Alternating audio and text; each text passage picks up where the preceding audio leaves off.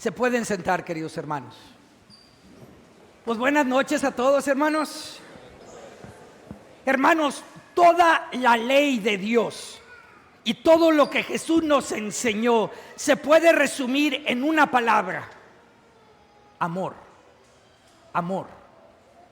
Pero ¿qué hacemos si alguien traiciona nuestro amor? ¿Qué haces si un ser querido hace algo malo o comete un pecado serio? ¿Y qué si peca contra ti o realmente te lastima y te falta el respeto? ¿Cómo los amamos en esta circunstancia? Hoy la palabra de Dios nos va a enseñar algo muy importante que se llama la corrección fraterna. Vamos juntos al Evangelio de hoy, de acuerdo a San Mateo, capítulo 18, versículos 15 al 20. Comenzamos con el versículo 15 que dice: Jesús dijo a sus discípulos: si tu hermano comete un pecado, ve y amonéstalo a solas. Si te escucha, habrás salvado a tu hermano. A ver, vamos a detenernos ahí. Jesús dice que esta enseñanza es cuando tu hermano comete un pecado, ve y amonéstalo. Entonces, si tu compañero en la fe peca en tu contra, ve y dile algo. Si alguien difunde chismes contra ti, ve a él y corrígelo. Si alguien te engaña en un negocio, ve a él o a ella y corrígelos. O sea, ¿has intentado hacer esto antes? No es fácil, ¿eh? Pero eso es lo que Jesús nos pide que hagamos. O sea, hay veces que tenemos que enfrentar y corregir a un hermano en la fe con amor. La obligación más dolorosa del amor se llama la corrección fraterna. A ver, ¿cómo se llama? La corrección fraterna. Pregunta: ¿cuándo es el momento correcto para corregir a un miembro de la familia de Dios con corrección fraterna? Miren, la primera lectura de hoy del profeta Ezequiel, capítulo 33, versículo 8, Dios le dice: si yo pronuncio sentencia de muerte contra un hombre porque es malvado y tú no lo amonestas para que se aparte del mal camino, el malvado morirá por su culpa, pero yo te pediré a ti cuentas de su vida. ¡Wow! O sea, si nosotros fallamos en la corrección fraterna, nosotros seremos responsables, dice el Señor. O sea, Él también va a ser responsable, pero tú también, porque no lo corregiste. O sea, mira, les voy a presentar 5 condiciones para determinar si tú estás moralmente obligado a corregir a alguien. Condición número 1: cuando el delito o el pecado es una cosa seria.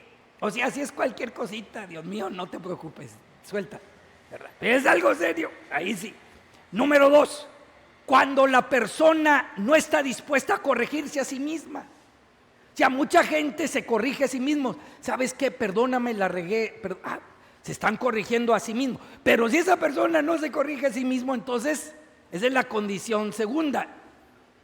Tercera condición: cuando la corrección no va a dañar más a esa persona. No quieres dañarlos, quieres ayudarlos. Entonces, si tu corrección los puede ayudar, no dañar, entonces esa es otra condición donde sí tienes que corregirlo. Cuarta condición: cuando el riesgo de corregirlos no es más grande que el beneficio de la corrección. O sea, si tú piensas que la persona, cuando los corrijas, se va a enojar tanto que te va a sacar una pistola y te da un tiro, pues mejor ni los corrijo. Nomás va a ser la cosa peor, ¿verdad? O sea, no estás obligado obviamente a corregirlos si el beneficio no vale la pena. Quinto: cuando tú tienes la habilidad de corregir a esa persona con firmeza y con caridad. O sea, si no tienes la habilidad, no te preocupes. Pero si sí tienes contacto con ellos, entonces esa es otra condición. Y si estas 5 condiciones aplican, entonces tú estás moralmente obligado a la corrección fraterna. Claro, si estás tú demasiado, quizá te lastimó a ti y quizá tú estás demasiado herido o demasiado enojado para hablar con esa persona, entonces quizá primero tienes que tú orar de esta manera: Señor Jesús, estoy muy enojado y muy herido por esa persona, sin embargo te pido que nos ayudes a iniciar un proceso de reconciliación.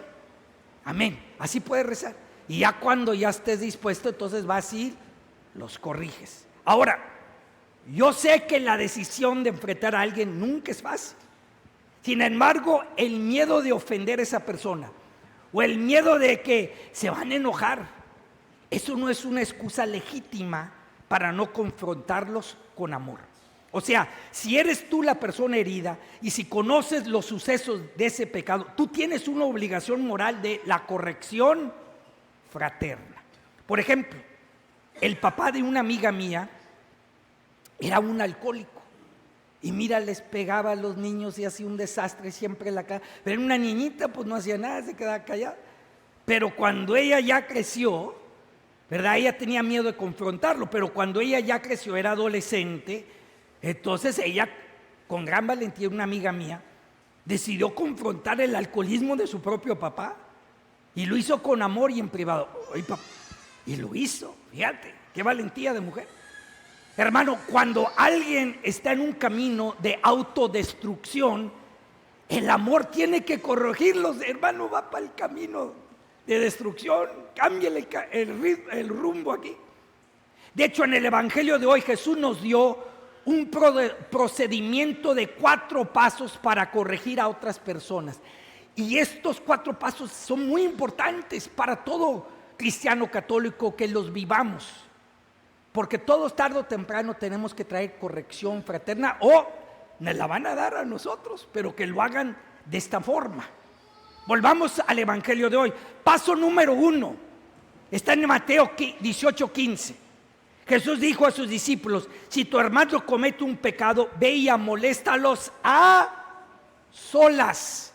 Si te escucha, habrás salvado a tu hermano. Mira, la palabra clave aquí es: ve y corrígelos a solas. O sea, en privado, tú y él a solas. Fíjate, esta enseñanza del Señor Jesús es quizá la más desobedecida de todas, porque es mucho más fácil hablar de ellos que hablar con ellos a solas. Hoy mucha gente prefiere hablar mal de alguien que corregirlos a solas. Una persona chismosa dice algo así: mira, eso no es asunto mío, pero lo que sí voy a hacer es contárselo a todo el vecindario. Pues no, es un pecado. Hermano, te invito a que reflexiones sobre tu círculo de amigos, sobre tu lugar de trabajo. Te pregunto, en tu grupo de amigos, en tu trabajo, ¿hay chismes? ¿Hay rumores? ¿Hay murmuraciones? ¿Hay insinuaciones? ¿Hay difamaciones? Mira, si esa es la cultura entre tus amigos o en tu trabajo o en tu familia, entonces la próxima vez que alguien te diga algo negativo de alguien más, diles así. Por favor, repitan después de mí. La Biblia dice que no hables conmigo de eso. Que no hables conmigo de eso. Habla con ellos a solas. Habla con ellos a solas. Así de fácil. Alguien viene y te dice: no has escuchado, déjate platicar.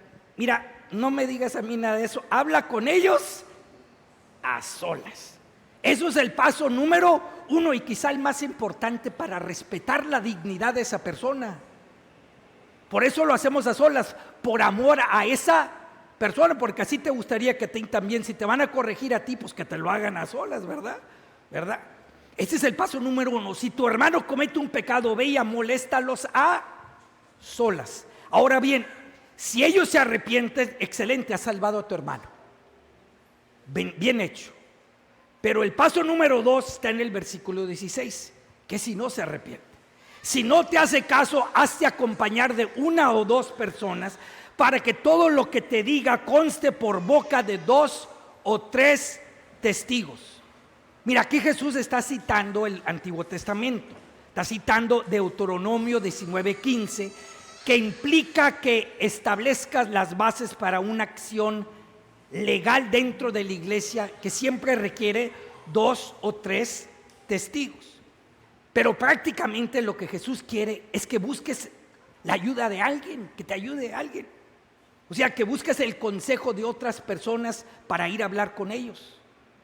O sea, quiere que organices como una red de apoyo de familiares o amigos para ir juntos a hablar con esa persona, porque a solas no te hizo caso, pero pues a lo mejor con los otros sí te hace caso. Por ejemplo, los alcohólicos anónimos, que yo respeto muchísimo. O también Al-Anon. Vamos a recomenzar el grupo de Al-Anon aquí en la parroquia. Ellos, que es para los familiares de alcohólicos. Ellos te pueden ayudar y aún acompañar para hablar con el alcohólico e invitarlos a un programa de rehabilitación. Fíjate, nosotros aquí en la iglesia trabajando con Alcohólicos Anónimos, hemos enviado a muchas personas de San Pedro a diferentes centros de rehabilitación, desde Cancún, en otros lugares de México, en Mérida y en otras partes, aquí también de Belice y también en otras partes de México. Y el alcohólico normalmente va a comenzar a discutir, pero tú mantente calmado, pero firme. Lo importante es que ya no habilites esos comportamientos o ese alcoholismo. O sea, ya no hagas excusas para ellos. Ya falta de excusas para ellos. Pero si no les hace caso, no te desanimes. Jesús quiere que vayas, que cargues su cruz por ellos. Porque todas las gracias que ellos necesitan se encuentran en la cruz de Jesús.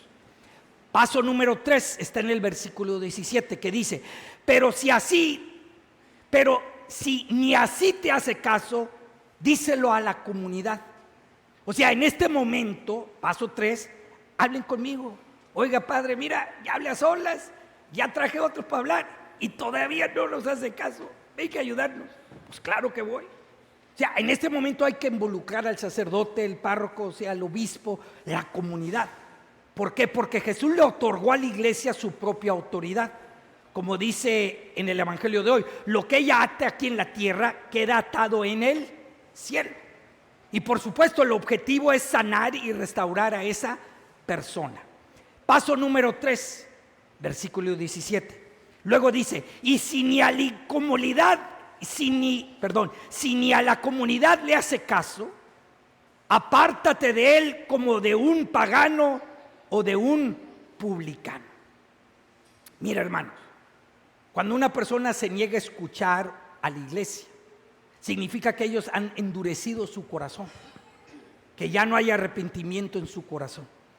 Y Jesús dice: apártate de él como un pagano publicano. Ahora, Jesús era muy bueno con los paganos y publicanos, era misericordioso, pero este es un dicho hebreo que significa que te separes de ellos, que te apartes de ellos. Jesús dice: apártate de ellos. O sea, eso formalmente la iglesia se llama excomulgar, pero eso es algo muy extremo, eso es algo muy fuerte. Pero en términos personales, aquí Jesús te da permiso de físicamente separarte de esa persona. Por ejemplo, pidiéndole a un hijo o hija adulta que sigue trayendo drogas a tu casa, pues que se vaya de la casa. Que se vaya. Si sigue trayendo las drogas, no hace caso nadie. O sea, apártate de él podría significar un orden de restricción contra un marido que está amenazando a su esposa. Pues se tiene que proteger, ¿verdad? Apártate de él podría significar que ya no le vas a contestar las llamadas a alguien que te dice puras groserías por el teléfono. Hermanos, las víboras de cascabel muerden, y si te está cerquita te va a morder. Por eso hay que mantenerte a una distancia hasta que cambien. Para protegerte tienes que mantener tu distancia. Significa que reconoces el daño físico y espiritual que te están haciendo. Significa que a veces por amor propio o por amor a tus hijos te tienes que distanciar por un tiempo. Pero aquí está un punto importante. este distanciamiento no significa que te has dado por vencido. No, nunca te das por vencido, porque nunca puedes dejar de amarlos. Simplemente significa que por un tiempo tienes que amarlos, pero de lejos. Y ante todo amarlos con tus oraciones y con tu ayuno. De hecho, Jesús nos enseña que cuando los miembros de la iglesia se reúnen en su nombre para rezar, sus decisiones y peticiones son confirmadas en el cielo. Fíjate, Jesús dice en el versículo 19-20 del Evangelio: yo les aseguro también que si dos de ustedes se ponen de acuerdo para pedir algo, sea lo que fuera, mi Padre Celestial se lo concederá, pues donde dos o tres se reúnen en mi nombre, ahí estoy yo en medio de ellos. Fíjate, en el tiempo de Jesús, los rabinos tenían un dicho: si dos personas se ponen de acuerdo y las palabras de la ley son pronunciadas entre ellos, la gloria de Dios descansará en medio de ellos. La gloria de Dios en hebreo se pronuncia Shekinah. A ver, ¿pueden repetir después de mí esa palabra? Shekinah. Shekinah. Shekinah en hebreo significa la gloria visible de la presencia de Dios. Pero en el Evangelio Jesús dijo: donde dos o tres se reúnen en mi nombre, ahí estoy yo en medio de ellos. O sea, Jesús asume el lugar de la presencia divina, de la gloria, la Shekinah de Dios. Jesús es la gloria de Dios. Eso significa, cuando nosotros nos reunimos en su nombre, Jesús nos garantiza: yo estoy ahí con ustedes.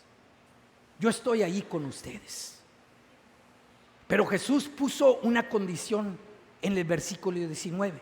Él dijo: si dos de ustedes se ponen de acuerdo para pedir algo. Muy importante, la palabra de acuerdo en el griego original es sinfoneo. Sinfoneo. Sin significa junto con, y foneo significa sonido. De aquí viene la palabra sinfonía. Una sinfonía es un acuerdo entre muchos sonidos. Es cuando muchos instrumentos se juntan y tocan una pieza. Eso es una sinfonía, ¿verdad? O sea, Jesús básicamente dijo: si dos de ustedes se ponen en sinfonía para pedir algo. En otras palabras, si estamos de acuerdo en nuestra petición llegará a los oídos de Dios como una sinfonía. Yo he ido a unas sinfonías, me gusta mucho la música clásica, pero a Dios también. ¿Sabes cuál es la sinfonía de Dios? Cuando rezamos unidos. Ay, dice papá Dios, qué bonita sinfonía. A papá Dios le gusta cuando sus hijos se ponen de acuerdo en oración. Para él suena como una sinfonía preciosa. Pregunta: ¿cuándo fue la última vez que oraron juntos en su casa como matrimonio o como familia? Piensa. Mira, el hermano y yo y Father Jack, y luego las hermanas entre ellas, rezamos 4 o 5 veces al día juntos. No siempre, ¿verdad? Por el calendario, pero normalmente rezamos la misa, luego el hermano y yo a las 7:30 rezamos los laudes, luego rezamos el rosario, luego vamos a desayunar, luego hacemos una hora santa juntos, todos los días hacemos hora santa, luego a veces a mediodía, como a las 2:15 rezamos, luego también como a las 5:30 rezamos las vísperas, y luego hasta hoy en la noche, como eso de las 9 de la noche, el hermano y yo, Father Jack, vamos a rezar la oración de la noche. O sea, siempre estamos rezando juntos, y cuando rezamos juntos por ustedes, el Señor contesta. Lo más que nos tienen que pedir: recen por mí, por favor, no se lo olviden rezar por mí, Padre. Y cuando es lo que dice Jesús. Quizá la razón por la que no están viendo más resultados en sus oraciones es lo poco que oran juntos en su casa. Pues tienen que orar juntos, dice, donde 2 o 3 se reúnen. No uno solo, pero 2 o 3. Ahí voy a estar, dice Jesús. Cuando nosotros estamos reunidos en el nombre de Jesús, Él garantiza: ahí estoy yo. Yo soy el director de la sinfonía, dice Jesús. Yo soy el director de la sinfonía. Y en ese momento Jesús establece un vínculo entre el cielo y nosotros y le presenta tu sinfonía a Papá Dios. Y Papá Dios dice: ay, qué bonitas oraciones de mis hijos. Y Él te lo da. Bendito sea el Señor Jesús, que es como nuestro conductor. Hoy nos reunimos aquí en su santo nombre y Él es el conductor. Yo le pido, mi oración por ustedes es esta. Pido que nos dé el Señor la valentía de amar a nuestros hermanos, aun cuando se requiere la corrección fraterna. Pido que nuestras peticiones en común acuerdo sean una hermosa sinfonía a Papá Dios. Y pido que la gloria de tu divina providencia, de Dios, esté entre nosotros en este momento. Ven, Señor Jesús, y guía la sinfonía de este pueblo. Gloria al Padre, al Hijo y al Espíritu Santo, como era en el principio, ahora y siempre, por los siglos de los siglos. Amén.